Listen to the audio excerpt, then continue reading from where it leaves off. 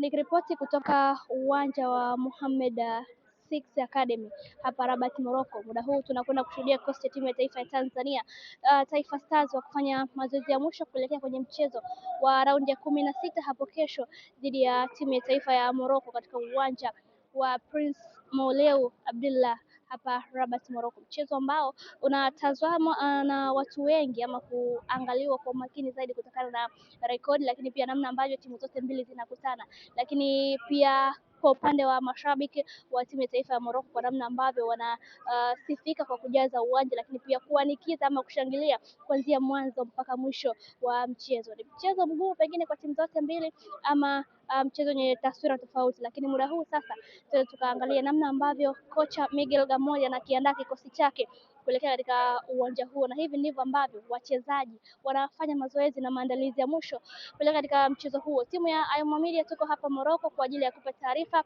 habari na matukio kuhusiana na mchezo huo wa raundi ya 16.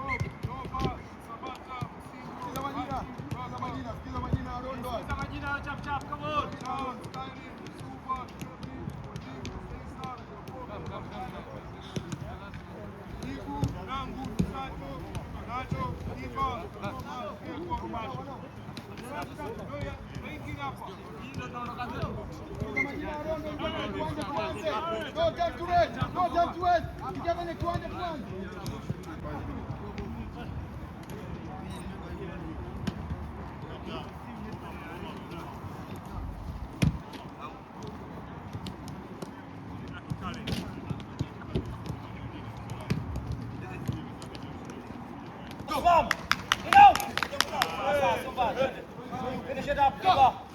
Enough.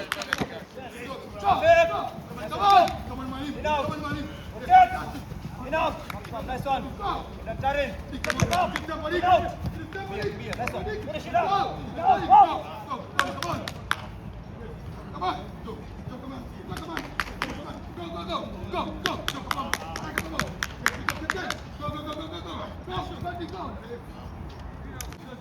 Chop, Kiba, up. Down. That's one, chop. Up.